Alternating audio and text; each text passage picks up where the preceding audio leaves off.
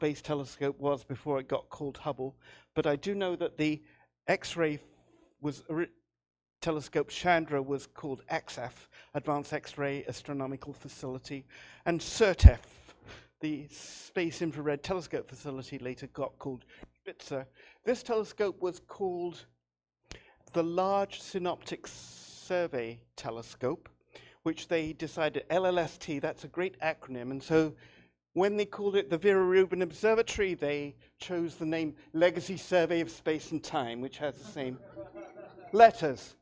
So, as you see, it's going to repeatedly scan the sky for 10 years using the largest digital camera ever created.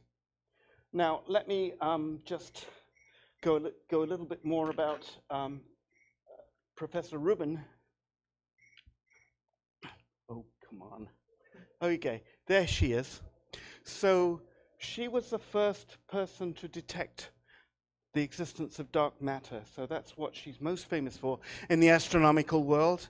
And as someone who advocated for women in astronomy, as someone who spent much of her time doing surveys of galaxies, they named this telescope after her. She passed away in 2016, if I remember correctly.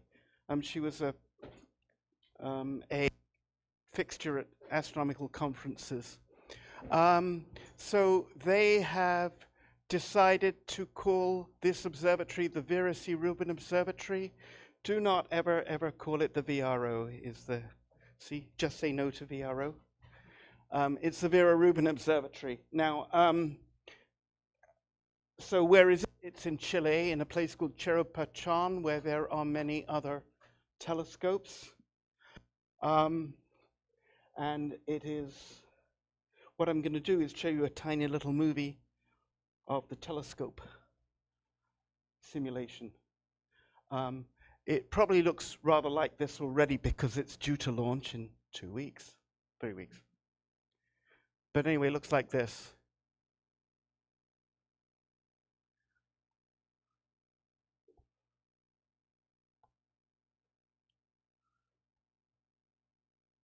Pretty cool, huh?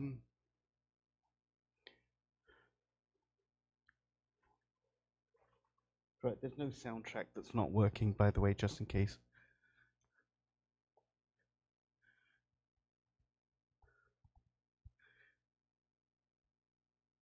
So the idea is it can do an all-sky survey. It's got a special kind of mirror, which has actually 2 mirrors in one. I don't have time to go through all of the details on this, but we're going to be putting out some of this material since we can't do the live event. Just to continue.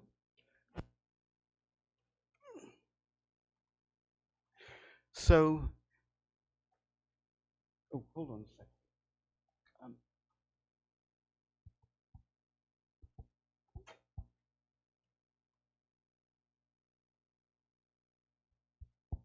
Sorry about that.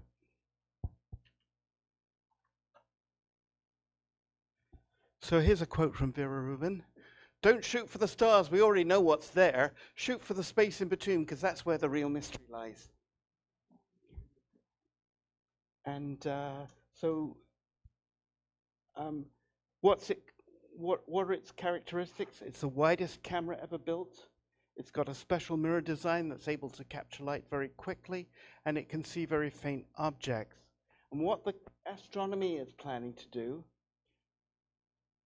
yes, create the greatest astronomical movie at each time, because it's going to run for 10 years and retake the same thing over and over again so you can see the changes in the sky. So time-lapse movie of the entire sky. Repeatedly scan the southern sky because it's in the southern hemisphere every 3 nights for 10 years to record the sky in different wavelengths so you can pick up all of the different kinds of things that are available from the ground. And there's that acronym again. Nearly done here. So what's it going to look at? The Milky Way, dark matter, solar system sensors. It's going to find every single asteroid it possibly can, and there are millions of them. And because of this repeat, it's going to keep watching as the sky changes. So 10 million changes a night. Whenever it sees something, it's going to let someone know. You probably know how we have seen 4 to 6, depending on how you count them, supernovae, exploding stars in our galaxy in the last 1,000 years.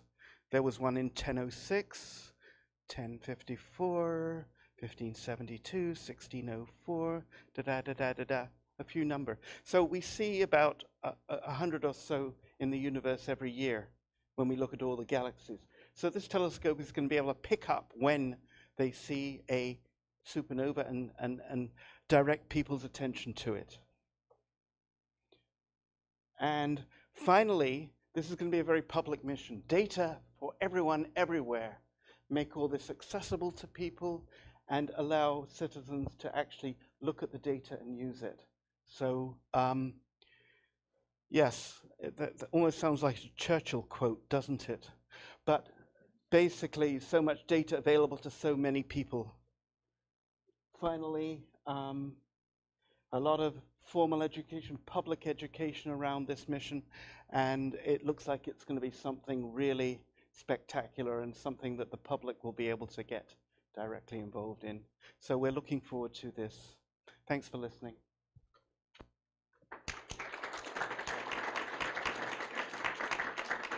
And now, David, your turn. You have to stand here for the next hour, you know. Oh, yeah, okay, I will. Oh, where'd you guys come from? Okay, I'm David, and welcome to the beginning of the Telescope Clinic. Now, how many people brought a telescope for repair?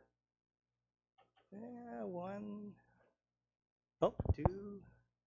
Okay, that means everybody else either doesn't have a telescope or it's functioning really well. Okay, so how many people are new to the center here? Oh, a bunch of people. How did you hear about the clinic? 1 out of 9. It's usually where people find out, eh? Okay, well, let me tell you about the format for this evening. Let me bring up my presentation first.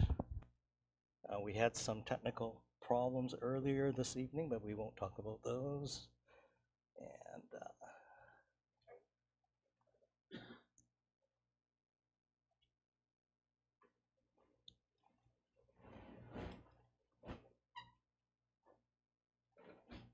all right. So I'm really happy to present this to you tonight. The first part of the evening, I'm just going to tell you about different types of telescopes, and you'll learn very quickly that telescopes are made of lots of different components, and I expect you to remember everything. No, I don't. But I'm hoping that once you hear some of the main types, I'm hoping that you'll go out into the parking lot, into the world, and identify some of these scopes, because the components are actually very generalized, and you'll see that. Now, this slide says the magic of lenses and mirrors. Yes and no, but I'll tell you the reason why I said that. So Arthur C. Clarke had these laws, these premises, and he said, any sufficiently advanced technology is indistinguishable from magic. So I'm assuming through this timeline I'm going to show you is, I believe that was the case. So here's a timeline. You know, like, we haven't been doing this for too long, and when you go through the timeline, things accelerate as well. So basically, we go all the way back to Aristotle, who created a pinhole camera. Does anybody know what a pinhole camera is? No, it's like a people figured out that you can actually see images of things. If you go into a darkened room and punch a hole, well, a little hole in the wall, you could actually project something onto the rear surface, right? Well, beyond that, little holes, you can do much better if you have lenses, right? So that's where some of these premises come. You'll see there's some names from almost every culture you can imagine, but Islamic people, Greeks, Roger Bacon, he experimented with magnifying lenses, and I think the biggest thing was in the 1600s, we start to see people use spectacles, right? And then from there, Galileo, and I don't think Galileo was the first person to make a telescope, but at that time, it was known that lenses could actually produce images. So he had a very tiny little telescope. Do you remember how big 1 inch telescope? 1 to 2? Not very big, kind of tiny by today's standards. And then Isaac Newton also discovered that we could use mirrors as well. So not only lenses, we can use mirrors to focus light, and you'll see that in the different types. And what you see is this movement from classical, Middle Ages, Renaissance, and then modern. Now, I call modern anything that is beyond Galileo, where they started refining the use of lenses and mirrors. Okay, so what are the attributes of a telescope? Now, a lot of this stuff is going to get reinforced, so don't feel bad if you don't remember everything that you see on this table, because we're going to be repeating it over and over again. So anyways, the focal length basically is if you had a lens or a mirror that was focusing light, you could basically measure, like if you were focused on a very distant object, like we call it infinity, but infinity basically would be like maybe 100 feet or greater, depending on the actual focal length. But if you measured the distance from the optic to where the image is formed, that would be the focal length. But we'll learn that there's different designs that kind of subvert that instead of being a straight path, you can actually, through the magic of mirrors, flip things around and shorten the path. So aperture has to do with size. You all own telescopes. They're in your head. Okay, so your eyes are like little telescopes, but they're kind of tiny. So they're kind of like 5 millimeter kind of telescopes. You knew you had telescopes in your eyes, didn't you? No, you're not saying. Just play along with me, okay? Okay, so the focal ratio is just the ratio between focal length and aperture. And that's important because that's another way of describing the capabilities of the telescope. Now, optical design, I already mentioned that we can be using lenses. Those are refractive things where you have a glass element and then it basically refracts light. The other way is actually using a mirror. You can actually focus, like if you create a curve in a mirror, it actually focuses light at the focus point. So you can imagine light hitting a curved surface in a mirror, that everything will get focused at a certain point. Guess what? Focal length, right? Okay, so other considerations are the weight and also dimension. Now we're going to show you various types of telescopes here tonight. Kirsten brought her Matt Kessler, and I brought my refractor that's in the bag there. So, and then a very accessible kind of optic. Jill is going to tell us about her adventures with binoculars. So a lot more affordable than anything else you're going to see, right? You don't necessarily have to spend a lot of money, but you get varying levels of performance based on what you pay. But like many things, you can get pretty good for just a modest amount of money. The better stuff is a lot more money for a little bit of difference. So just remember that. You don't, you can do a lot. In fact, Kirsten in her journey, she's relatively new to buying telescopes, and I thought, oh, that's an interesting telescope, and she would show me this, and I thought, oh, okay, that's okay. But you know, I just didn't realize that there's so many variations in quality. Like you can actually look at a telescope and think, oh, that's not nice, it's this other telescope. But in reality, every telescope seems to have a place, doesn't it? Like they all have a certain characteristic, and if you don't care about certain things, then it's not important to you. So I want you to learn some of the characteristics of these telescopes to find out what might be suitable for you. Because what's good for me isn't necessarily good for you, and vice versa. Okay, so here's a design. This is a simple refractor. There are more complicated forms of refractors, but this is the closest thing to Galileo's scope. Now, the main difference with Galileo is that we often have a diagonal that moves the rays up 90 degrees like this to make it easier to look through. And I can show you that with my telescope as well. But basically, you have an objective and it converges light. It goes through an eyepiece and then into your eye. So the nice thing about these kind of scopes, as with most telescopes, if you vary the eyepiece, it changes the magnification. So that's how we change the magnification of a telescope. Basically, you have a telescope, it has certain aperture, right, light gathering capability, and then you use eyepieces to manipulate the magnification and the field of view. So what are some of the advantages? It's relatively easy to transport, wider field of view, good for multiple stars, good for the moon. Let me just show you this. Can you go to this side?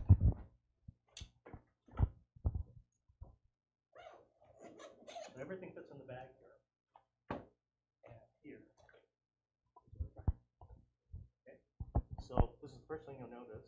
I mentioned that sometimes there are diagonals involved that kind of twist the light around and shift the direction of the eyepiece. Most of the weight of this telescope is at the front where the previous picture, where the objective is, right? But basically, objective, eyepiece, that forms your image. These are nice because they're compact and they're good for planets, the moon, any kind of intermediate kind of sized object. Not necessarily for really dim objects, but brighter objects like the moon and the planets are perfect for this.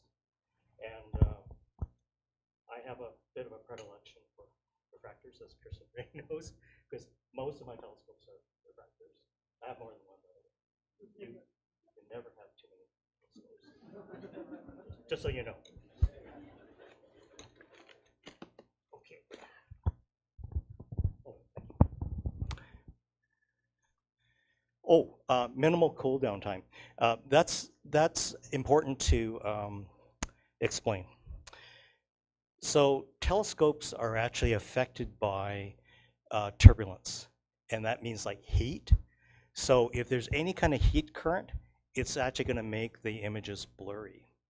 And in fact, I remember when I bought my first Schmidt-Cassegrain telescope, which is not like this refractor.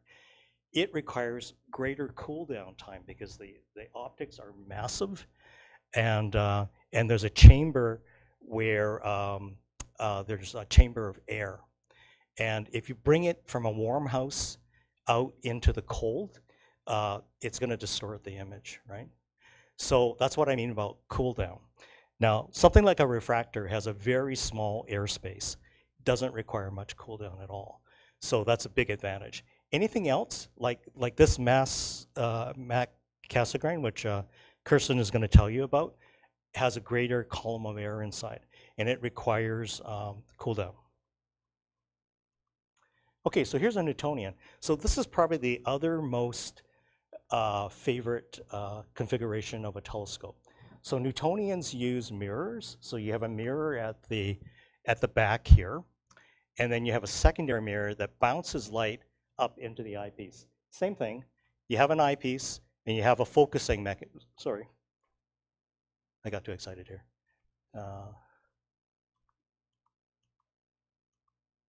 Going the wrong way.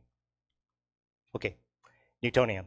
So this was devised by Isaac Newton because he realized he could focus light by using a mirror, right? So the main thing about this is light comes in through the front, bounces off the mirror, then bounces off the secondary and then comes into the eyepiece here. So in a sense, the light path is actually folded here too, somewhat. And the thing is, these screws here, that requires some explanation as well. So these screws are used to align the mirror to the eyepiece. So this is the fussiness of a Newtonian compared to a refractor. So this secondary and this primary mirror has to be directly centered. And then this secondary has to be centered over the eyepiece here. So there's various tools that you have to use, and that's what collimation is about. There's typically three screws here. These are the these are the collimation screws here, and they adjust the tilt of the mirror, right? Okay. Does anybody have a Newtonian telescope? Oh, you do. Okay. Do you like collimating? Do you like collimating? Oh, okay. Okay.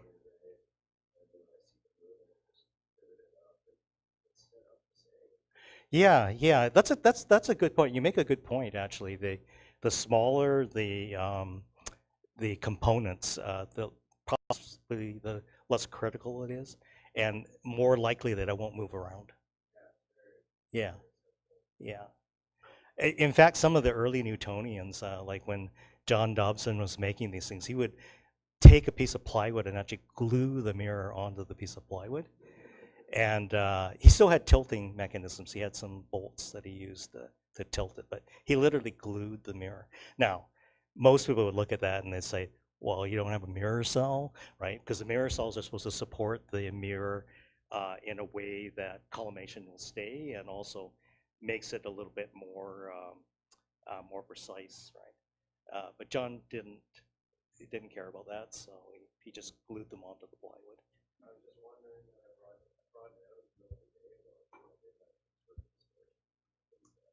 Yep.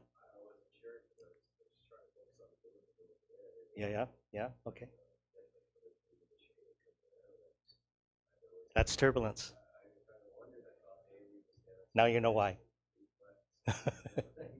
Yeah, now you know why. Yeah. Okay. The thing about a Newtonian, though, it's the cheapest for a large aperture, and it's relatively inexpensive. So, but it does require cool down, and it does require collimation.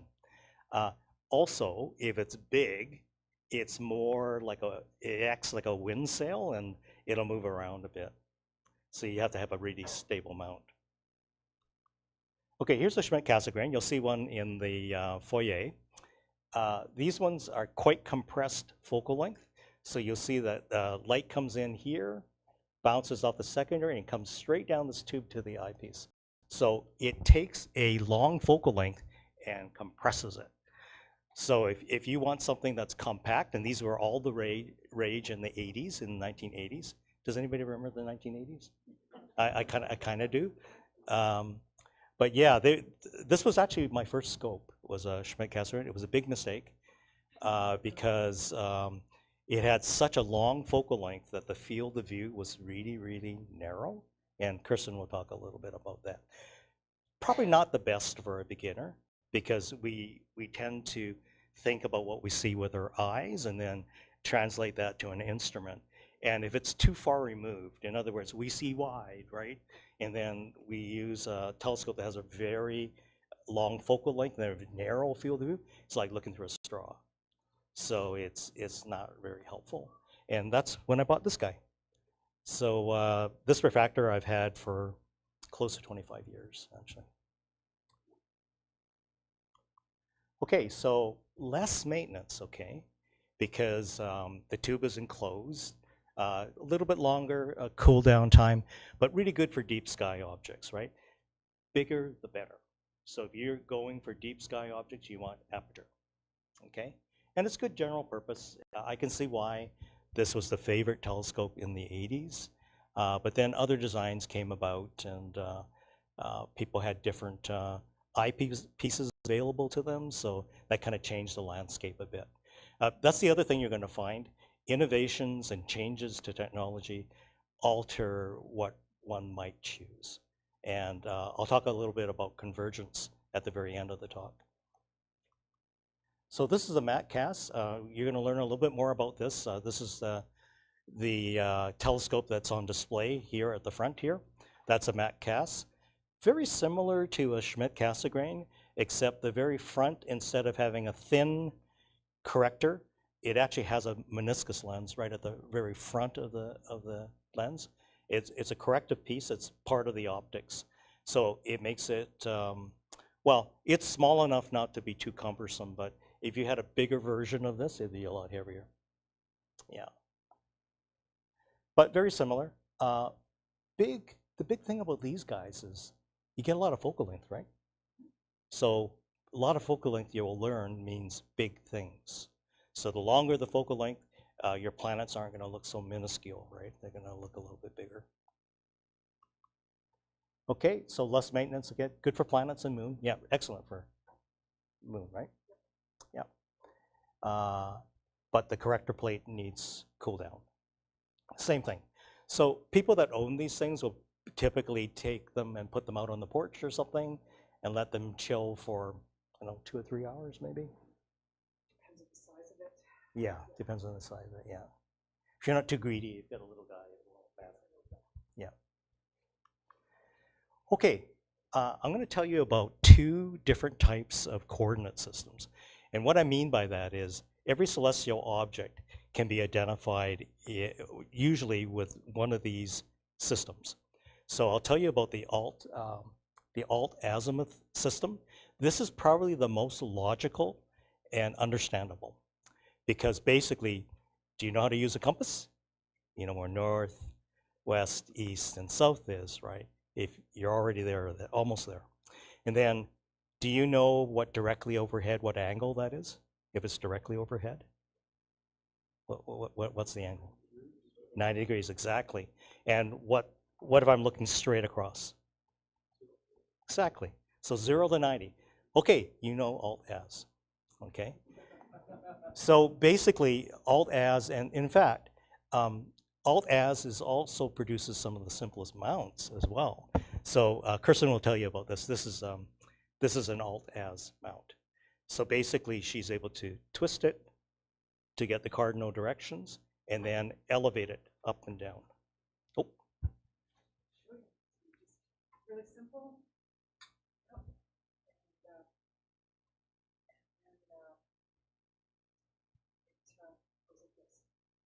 Yeah. So it's very, very intuitive. Yeah. That's the beauty about very simple alt-az mount. Yeah. Okay, so the next one is a little bit more complicated. Not a lot more complicated, but a little bit more.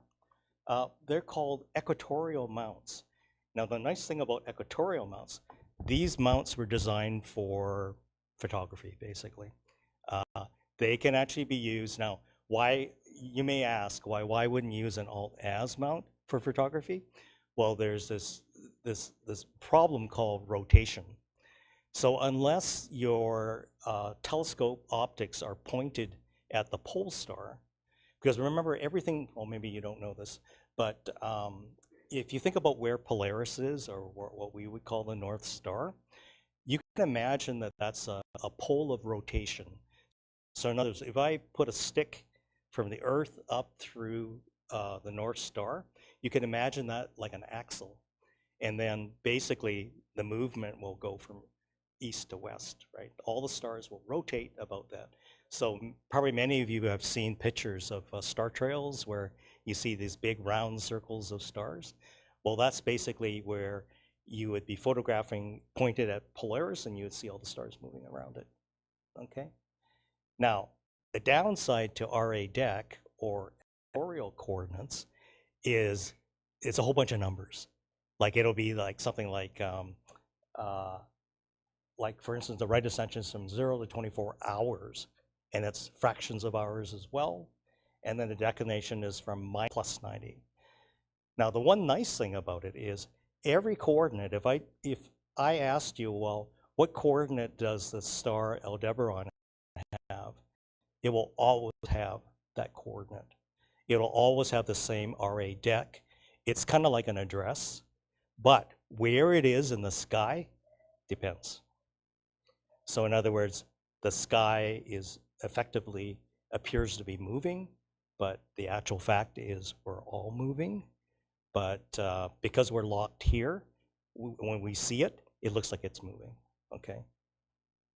So just a little bit more complicated. Because these are often used in guidance systems like go-to systems, it probably doesn't matter. You could probably ignore the numbers. But the most natural kind of mount is probably one that is alt-azimuth. Okay, so here's some pictures of them. So here's an alt-az one. Looks slightly different from the one that Kirsten has, but again, what's the quality of an alt-az mount? Azimuth, altitude. That's the main thing, right? Believe it or not, a Dobsonian like this is also alt-az. Doesn't have any markings, but what does it do? Azimuth, altitude. So it's also an alt-az mount. Now this guy is an equatorial mount, and I already did because that's a coordinate system that we actually use. This guy here, that's meant to point to the pole star. And then this thing rotates like this. And that's how it tracks, okay? And this one is a hybrid. It's a fork mount.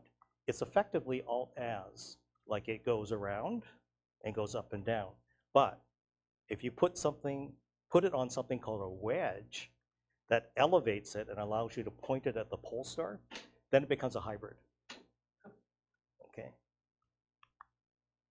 So what's the best telescope? Well, depends on how much money you have. Weight and size, you may not be able to carry things. As I've been aging, God forbid, as I've been aging, I've been changing what I have. I changed the mounts and I changed the equipment that I use because I can't carry it anymore. And then the amount of maintenance, some people don't want any maintenance, so they would rather not have to tinker. A lot of this equipment, unfortunately, requires tinkering. So if you're not a tinkerer, don't buy a scope that requires it. Setup time, cool down time, sometimes people are spur of the moment. They don't want to wait 3 hours. They decide they want to look, they don't want to wait 3 hours. And then aperture, the ability to see your, so you really need a lot of aperture, right, for really dim things. And then tracking, the ability to keep looking at the image, because remember, the sky is going to appear to be moving, right? So if you don't have a motor to track it, it's a little bit more cumbersome. So something like the alt-az mount is perfect for looking at something, but if you want to look at something in an extended way, then you probably want tracking. So, you know, you can tell that you need a mount and you need some optics. You can mix and match, like I said.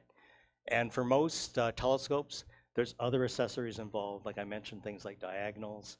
There'll be things like finders that are used because you want to find something visually without actually totally using the telescope. Again, it varies. My refractor is very wide field, so I can almost use it like a finder. But if you have something that's longer, like the Mac CAS, you need a finder of some sort. And then the best way is actually to come here, join a club, use other people's stuff. That's the big secret, right? Okay, the future is now. Okay, I'm going to tell you a little bit about convergence. So if you want to skip all this, and I'm not recommending that you skip this because I'll explain why in a second. There is a convergence just like our smartphones have become our computers and our phones and anything else you can imagine. That level of convergence has actually, in the 2020s, has emerged this, Vespera. So there's a number of these. Vaonis makes this smart telescope called Vespera. And there's a Vespera actually out on the deck, I believe, right? Right in the corner of the deck right now. So you can have a look at that. All you need is a phone. So you make a connection to Vespera, and it will have already coordinated. Like when it opens up, it's actually closed. It doesn't look like this. And when you push the button, it will open up. It doesn't care where you're pointing. It just has to be on a flat surface. It'll open up, it'll take a picture, and it says, oh, I know where you are. And then it will display what you can look at. And then you just pick what you want to look at. And even if it's dim, it will take little snapshots of the object and accumulate the object just like you would if you were doing imaging and display it to you on your phone. And yes? Well, you're not going to believe this. The cheapest one is like $500. Yeah, I knew you would say that. Yeah, you know, it's funny, you know, like if you think about it, doing machining and creating telescopes that look traditional like this is a lot of money. But Vespera, for instance, it's actually just a 50mm aperture telescope. It has a sensor, a very sensitive sensor at the back end, has GPS. Obviously it has software that understands how to do plate solving. Now, plate solving is something that imagers, we all use. And basically, if you don't know where you are in the sky, you take a picture, and through the magic of computing, it says, oh, you're here. And then it tells you exactly where you are. So I only have to take one picture, and I know where I am. So that's what this thing does. It takes a picture, and it knows where it is. And thereafter, it will track for you. You can go wherever you want to go. And no lie, it's $500, right? A C-Star, not this one. This one's in probably the 2K range, maybe. But C-Star, ZW, a Chinese smart telescope, $500. Yeah, it's amazing. We have a member that actually has a C-Star 50, and he came out, like we have a small dome on the property here, and we have fairly large telescopes in the dome.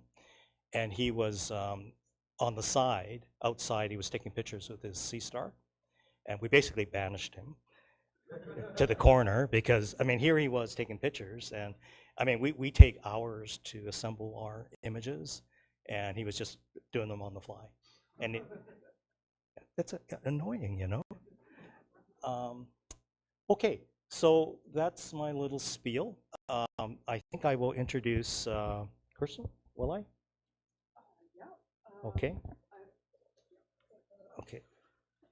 And while I'm setting up, she can chat with you. Okay, I'm going to keep this really short because I know you've got a kind of a hard stop at 9 o'clock because you're all going to be going on a tour of the dome, which is fabulous, and we just kind of have less time than we thought. So I'm going to speak for maybe about 2 minutes, and then I'm going to hand it over to my colleague here, Jill, who actually is going to talk a little bit about binoculars, which I think is really important, especially for learners. But I guess I've got kind of a couple of key messages, and just to kind of expand a bit on what David was talking about, and really, I guess, kind of the heart of what I was going to tell you tonight was that key attributes of a telescope. I kind of came into the area of getting a telescope in kind of a little bit of a backwards way. One of the advantages of being part of an astronomy club is that there's buy and sells, and people, you know, really knowledgeable people sell their equipment, and oftentimes it can be at a really, really great price. And, you know, about a year and a half ago, you know, there was something for about $80, and it was at one of these, you know, member buy and sells, and it was just a little tiny version of that. It was like that, but just way smaller. And the guy was selling it for like $80, and I thought, well, okay, $80, you know, I can take the risk. I really didn't have any idea what I was buying, except I knew it was good for the moon. And I thought, well, okay, that's good, you know, looking at the moon. And so for me, the journey began there, because it was like, okay, well, so I got it home, and it came with a little eyepiece, and I happened to be the night of a full moon, actually, and I got it on my deck, and I looked through it, and I'm like, oh, yeah, you know, and I saw there's the moon, and that's kind of really what all I wanted it for. But then I was like, well, but what is it? What is it? And that's how I began my journey, was through that process. And as I was learning about it, and as David explained, it's what's called it's a MAC, a Maksutov Cassegrain. And it's the kind where the light goes in the aperture, which is here. I've got a cap on it, but the light goes in and it gets bounced around a bunch of mirrors and stuff, and then the light comes out and into your eyeball, right? And because of that bouncing around with all the mirrors and stuff like that, it's that long focal length. David talked about that. It kind of goes all these, and that happens to be about 1,500 millimeters. It looks short, but it's the pathway of the light through the tube it's a long journey. And the reason that's important, whether something has like a short journey of light or a long journey of light in the tube, that's a really important thing, because what that means, it's either like a short, fast telescope, a long, slow telescope, or something in the middle. And that's important, because those things, you know, the length of the focal length, the focal ratio, whether it's fast or slow, that dictates the field of view, the magnification capability, and what you'll see. And that's really kind of the key takeaway of what I was going to say. And so depending on what you want to look at, so the real key thing is figuring out, before you buy a telescope, my key message is, figure out what you want to look at. You want to look at planets? Do you want to look at like galaxies and nebulas? Or, you know, do you want to look at the moon? You know, so you want to look at things that are close and bright in our solar system? Or do you want to look at really dim things that are far away? And depending on your answer to that, and you might say, well, I want to look at all of it.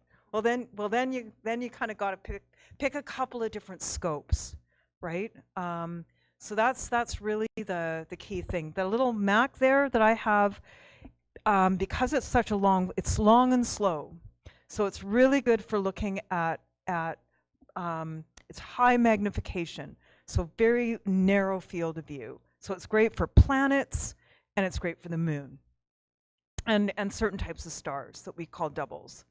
But something with a much bigger aperture that's faster, with a kind of a much smaller focal length, that would be great for deep sky. So that's really kind of my key message. And then the last thing I'm going to say is just, whatever you do, get a great mount.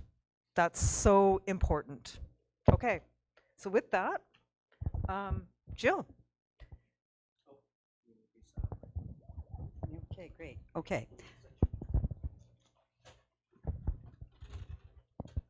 If you found this all very confusing, I do too. That's why I'm here to advocate something better than any telescopes. Binoculars. There we go. Lots of advantages to binoculars. They're really easy to use, point and shoot. You can carry them anywhere. They're really lightweight. There's none of this collimation or a polar alignment or anything like that needed. You get a wide field of view. Really, it's no drinking straw. Like every telescope is a drinking straw, regardless of what they say. Really good for open clusters and comets. In fact, telescopes are kind of useless for that, because you only see part of the picture. You get an upright image. You don't have to have these correcting angle things. It matches the star charts. You get a chart, you look, it matches. It's already there. 2 eyes, way better than one. That's. You can learn your way around the constellations really easily, and it's lots of fun. I mean, you'll need to. You're not going to be able to just have a computer tell you where to point your telescope. You need to learn the sky, and it's wonderful to do that. It's empowering. And, of course, lower cost. You probably already own some binoculars. Okay, the disadvantages. You're not going to see as much. You're not going to see as much detail on the close objects, and you're not going to see anything if the objects are too far away or too dim. There's 2 numbers that describe them. First being the magnification. 7 to 10 times is kind of normal. Now this is fixed, so unlike David saying you can just change the eyepiece, you can't change the eyepiece. So you're stuck with 7 to 10 times. Most telescopes are magnifying at 50 to 300 times. These are amateur telescopes. The second thing is the aperture, at this end, and again, you're measuring it in millimeters, and it's 50. These are, I think, David's holding much smaller than telescopes, so you're not going to be able to find the faint fuzzies. You can get bigger binoculars, like I have here, but there are some limitations there because they get heavier and they get jiggly. And here's my... Don't go there. That's all I can say. I couldn't even lift them. Here's my binocular family. All sizes work better than nothing. But the ones that David's holding right now, sorry, David, hold those, would you? They're the best. This is 10 by 50, and it's a good compromise between weight and size. These big guys, really quite heavy, and the little guys, I tried them the other night, useless, I'd say. These are a 7 by 35. They're not bad, but it turns out that they're pretty old and they're out of alignment, and I see triple of everything, so they're kind of useless too. So these are the baby. This is my set. How to use them? Focus them is the most important thing. If you put your binoculars up, close your right eye, and use the middle bar to get it in focus. Then close your left eye, and you use this diopter to focus your right eye so that your eyes are actually optimum focus. Learn where to look, learn the sky. Keep your head still. I had to learn this. This is really hard. To just keep your head still. You look at the object, and then, it's like golf. You're supposed to keep your eye on the ball, keep your eye on the moon. And the moon is a really good thing to practice with. Just keeping your eye there, put the binoculars up, and not move your head. Brace yourself on a car, in a chair, whatever. Find a dark site. If in Cattle Point, Island View, even if you can find a dark site, Cattle Point is like an A&W drive-through on a Saturday night. There are so many cars going through there. Every one of them will ruin your night vision. These are called Bino Buddies or something. They keep the car light out. They're really good. And also, find a dark night, a night with no moon, but also a night with no sun. Tonight, you're going to leave here, and it's going to be bright out. The sun hasn't even gone down yet. So it's, you need to find a dark night if you want to look at things other than the moon and the planets and some of the brighter stars. Okay, best targets, obviously the moon, the planets. No, Mercury, Neptune, Uranus, they're fun to find, but they are dots. That's it. And Jupiter, you're not going to see with binoculars. You're not going to see the red spot. You're not going to see the stripes. But you can see Jupiter has 4 large moons that dance around it, and you'll see different patterns every night. It's really good. You won't see Saturn's rings in binoculars unless they're really big. That was my timer saying that I'm out of time. Well, okay, I'm going to move. Double stars are great. Deep sky objects, lots of them. And I wanted to just show you this, that in case you have any doubts. These are, I belong to a different astronomical society as well, and I have done binocular programs and got all of these. I'd love to show them off because I don't get to wear the stupid hat very often. But other than the moon work, these are all things that I've done with binoculars, including deep sky objects and Messier objects and double stars. I was going to take you on a binocular tour of the north, which would have been very dark, but that's kind of what the skies look like from Victoria these days. And I was going to take you one on the south, too. I do have, if you'd like to take the binocular tour that I was going to offer you, a card showing it. I also have I'd love to have takeaways. So these are little cards that show you some, their sites. Stellarium is a great program for finding things and plotting where you want to go. And there's some other sites on here. And that concludes my presentation. Wow. The best for last. Great, thank you. Are people ready to go to the people? Yeah, I guess people are ready to go to the dome tour, I guess. Some of them, Yeah. If you happen to have a telescope here that you want fixing, operators are standing by.